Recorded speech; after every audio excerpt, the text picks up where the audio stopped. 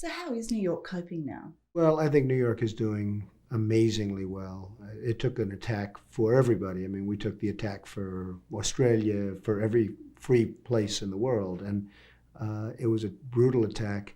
Nobody had any idea such a thing could happen. Nobody ever even thought in those terms. New York City is doing unbelievably well. So is there still big business in tall buildings in Manhattan? Well, the concept of tall building probably is changing a little bit. It'll never really change because everybody loves the great skyscraper. Everybody loves height. Everybody loves the views. When you look at buildings like Trump World Tower and many of the buildings I've built, and they have majesty because of the height. That certainly was hurt after September 11th. People are now back to wanting good views again. I mean, you can have a nice third floor apartment and look into somebody else's kitchen, or you can have a 75-story unit and you can look out over the skyline of Manhattan. It's never going to change. So you don't have to do much then to allay the fears of people here? We haven't had to, about 2 weeks after, it was just brutal. And 4 weeks after, people started saying, well, I don't know.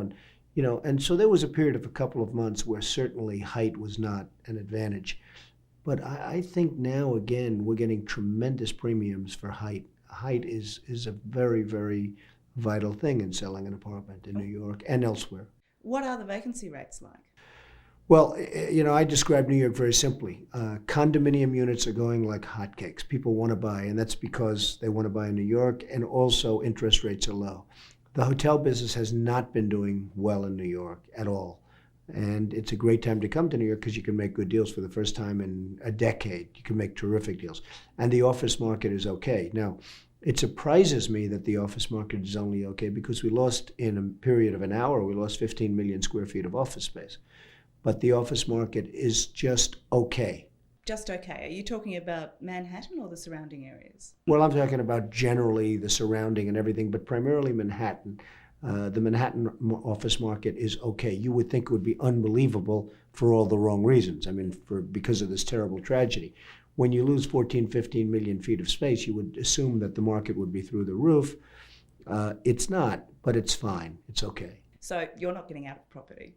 No, I like it. I mean, I'm stuck. I like it. Are you saying New York is still a great city? I think New York is a better city than ever before. New York City has such spirit and such resilience. The one thing that did come out of this is that people all of a sudden like New Yorkers. Because, look, we took the hit for everybody. And the New Yorkers were always known as the arrogant ones and this and that. But, New Yorkers have really conducted themselves well. And we did take a tremendous hit. And the rest of the world knows it. It could have been in Australia. It could have been in Chicago. It could have been in Los Angeles. It could have been in London. It just happened to be in New York. And they've taken it, the New York folks have taken it with great dignity, and they're working. As an example, the World Trade Center site. It was going to take 2 years to clean it up. They did it in 6 months. It's finished. All of the demolition is gone in 6 months. It's a record. Nobody could have believed it could have happened. This city is amazing. Talking about the spirit, the attitude of New Yorkers, and you're known as a great deal maker here, but has money making taken a back seat since September 11?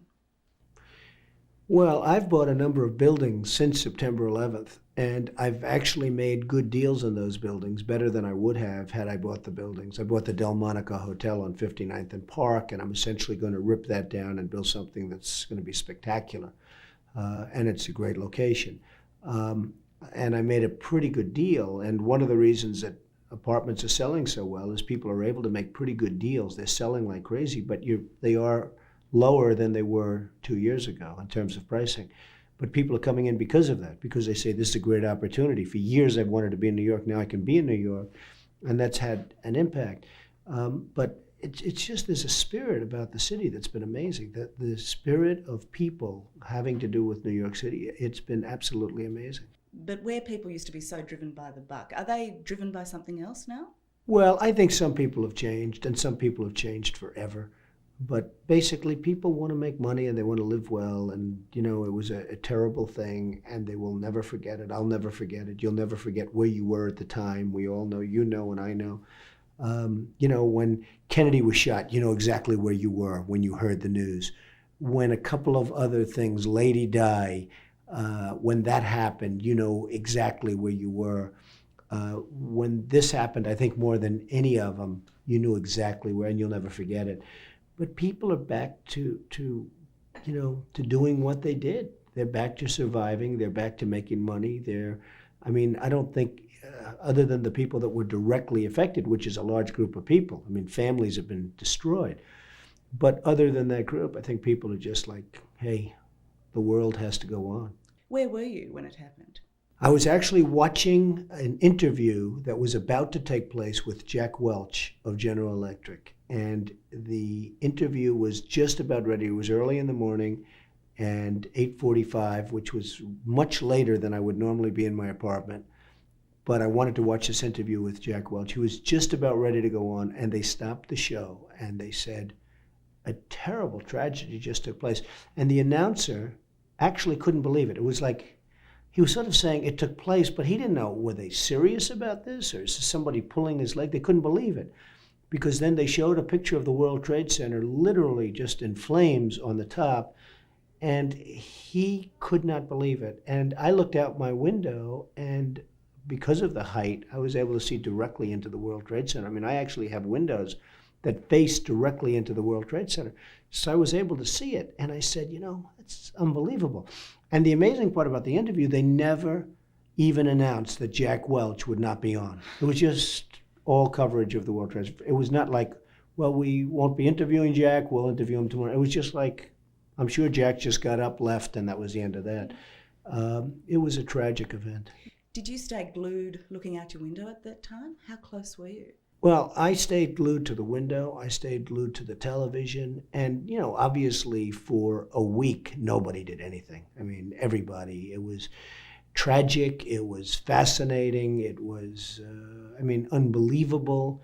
Nobody would have thought a thing like this could have happened. I own the land under the Empire State Building. And I will tell you, had something hit the Empire State Building, I don't believe this would have happened. I just don't believe it would have happened, that the buildings fell. They shouldn't have fallen. But it was truly one of the probably the greatest catastrophe in the history of the country.